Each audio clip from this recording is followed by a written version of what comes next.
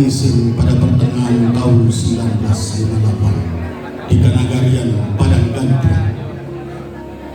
Bango-bango beranjak dari dahan lalu terbang di antara sawah yang berjenjang.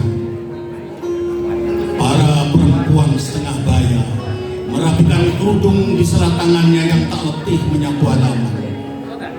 Jendela rumah gadang seperti membingkai para gadis dengan senyumnya yang sesejuk lembut. Matahari mulai membagikan cahayanya, menyapa seorang ibu yang bernama Samsiar atas kelahiran buah hatinya yang kedua. Buah hatinya yang kedua yang lahir dari cinta suci seorang ayah yang bernama Muhammad Qasim. Buah hati itu kemudian diberi nama Musliah.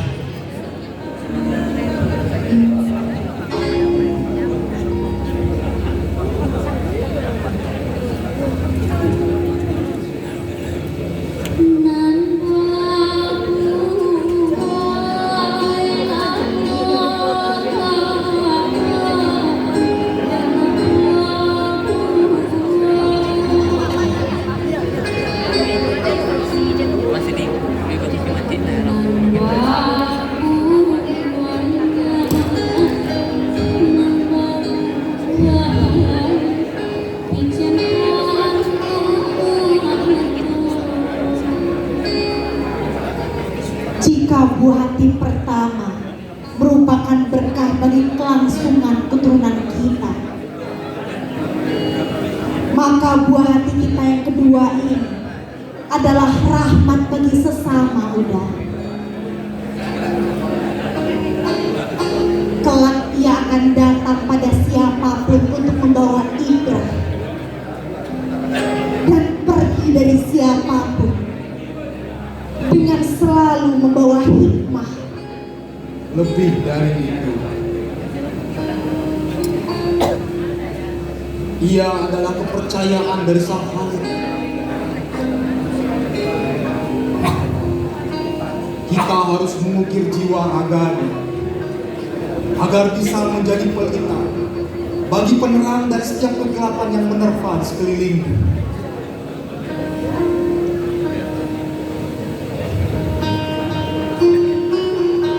Ingat istrimu, ketidakberhasilan anak, juga kegagalan orang tua. Karena hakikatnya, anak adalah amanat yang harus ditunaikan bersama-sama.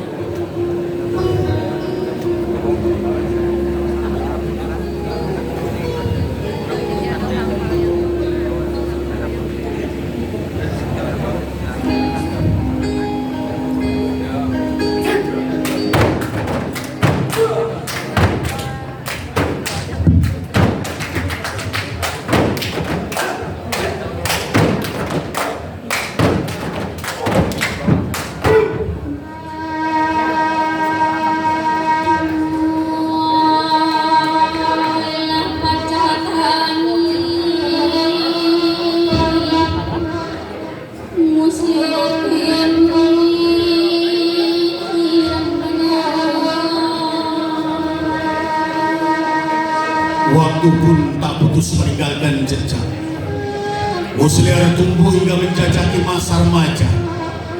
Ia belajar pada kasih sayang amat Samsiar, pada keuletan abadnya, bahwa jika tabiat berlaku lunak, maka hidup akan memberi pelajaran yang keras.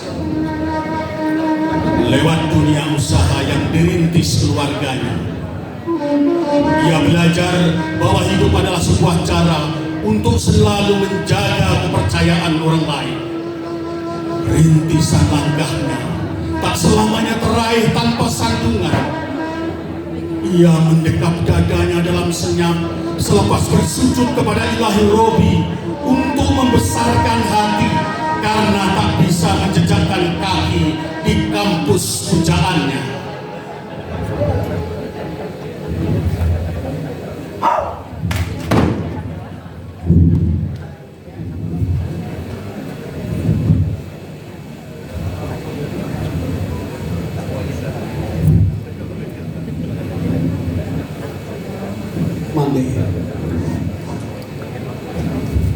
Burung sudah hasrat usia untuk menimba ilmu di perantauan nanti.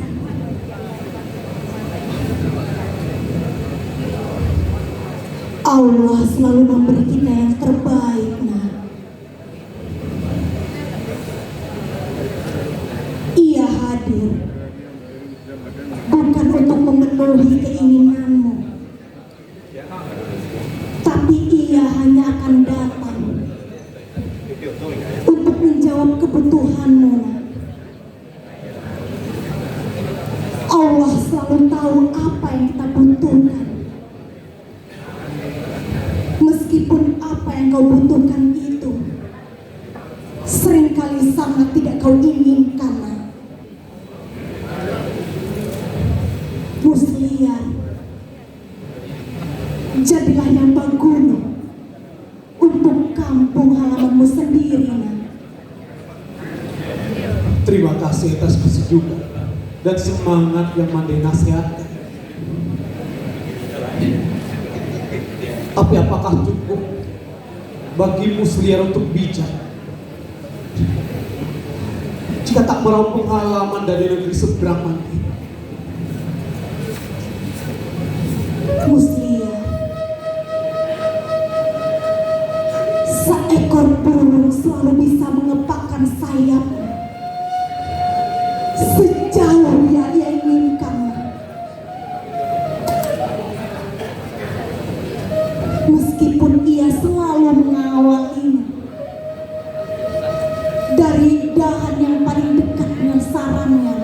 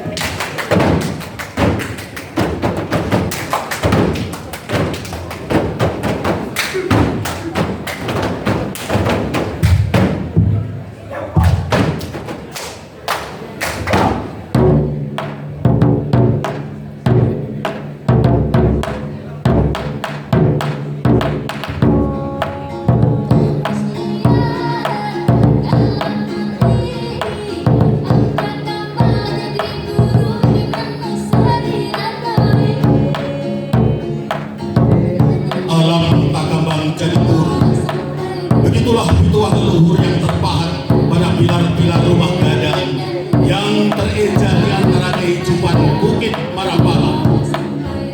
Musliar melangkah di jalan yang penuh dinamika di Universitas Andalas. Tapi hati Musliar selalu luas menatap kenyataan. Ia berkata, tidak ada jiwa yang kokoh dan kaki yang kukuh yang lahir dari lautan yang tenang. Akhirnya demi studinya dan dengan hati yang bulat, ia bekerja di sebuah toko bangunan.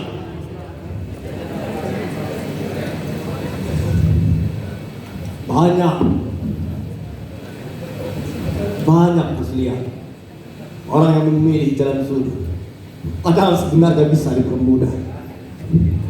Apa maksudmu, Kak? Kau berasal dari keluarga terpandang Musliar.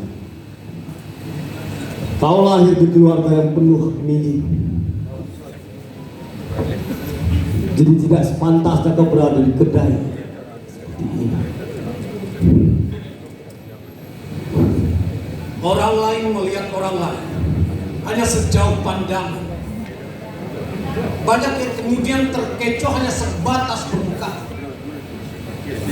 Tapi ketahuilah Samsi, keunggulan manusia tidak dilihat dari keberhasilan yang diperolehnya.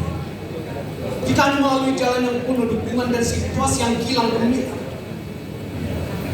Tapi seorang manusia bisa menjadi dewasa karena ia sanggup mengurai benang kusut di antara semua jalan yang hampir buntu dan tanpa penerang.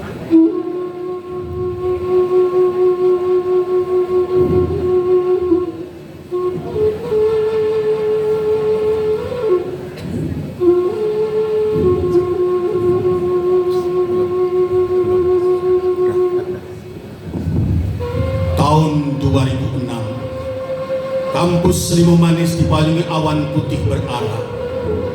Awan-awan itu menyisir perbukitan seolah merindangkan sekitar kampus dari terik, menyemikan asa di hati segenap penghuninya.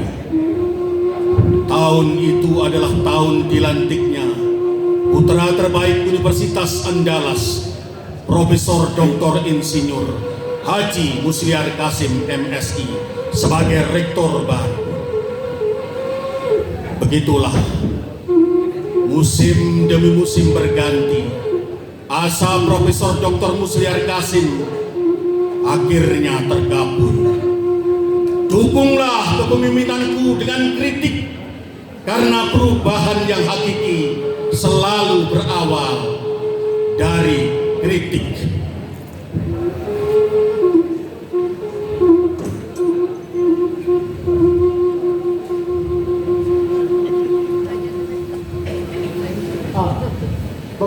Bapak Rektor, sebentar. Selama kepemimpinan Bapak, Unan dianggap terlalu mengarahkan haluan pada lahirnya saudagar, entrepreneur dan pengusaha, bukan akademisi atau penegak keilmuan agama. Sebagai pemimpin, dalam hemat saya, yakni memiliki tanggung jawab yang esensial, yakni merawat yang sudah baik dan melanjutkan yang sedang menuju baik.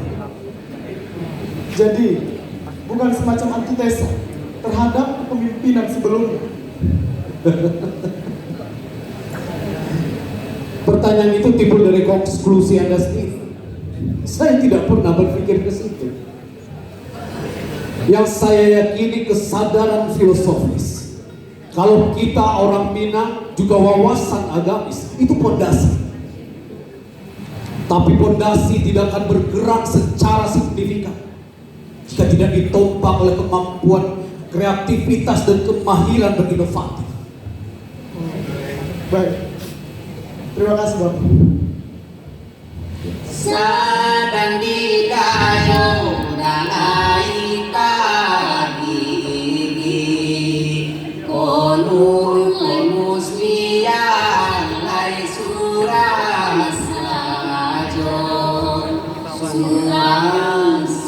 Waktu pun kembali merentang sejarah. Sebagai jawaban atas kritik tersebut, di bawah kepemimpinan Profesor Dr. Musliar Kasim MSI, Unan justru tumbuh menjadi perguruan tinggi yang berkembang pesat. Bahkan dengan gerakan subuh berjamaah yang diinisiasinya, Unan telah mengukuhkan diri sebagai kampus dengan pondasi intak yang kokoh. Atas keberhasilan ini, Profesor Dr. Musliar Kasim pun mendapat amanat baru sebagai Wakil Menteri Pendidikan dan Kebudayaan. Selepas pelantikannya, matanya berkaca-kaca.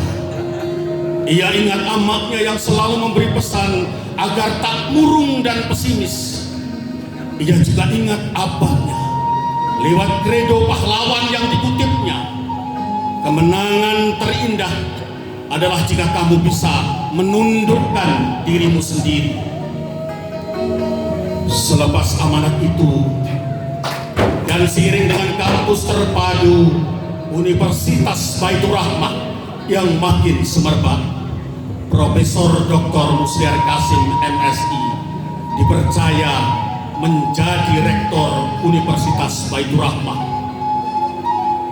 Ia telah bertekad untuk mewujudkan Universitas Baitur Rahmah sebagai kampus yang menjadi lahan kepekaan dalam merespon masalah sosial. Ia selalu berikhtiar agar Universitas Baitur Rahmah berjalan selentur aliran air, menjaganya agar sejernih mata air, dan menumbuhkannya agar sebermanfaat air. Suatu saat, ia akan berpidato untuk sivitasnya dengan lembut, tapi tidak kehilangan ketegasan. Pidato dengan metafor air, sesuai topik pidato pengukuhan guru besarnya. Saudara-saudara, Jadilah seperti air yang mengalir di sepanjang sungai. Lihatlah betapa saat membentur batu atau benda-benda keras, dia akan memecah diri, membentuk curug dan aliran baru. Tapi jangan belajar dengan apa yang terbawa oleh aliran air, sebab yang terbawa oleh aliran air akan selalu mengikuti arus. Ada saatnya kita harus melawan arus. Sebab yang selalu mengikuti arus hanya sampah dan ikan mati.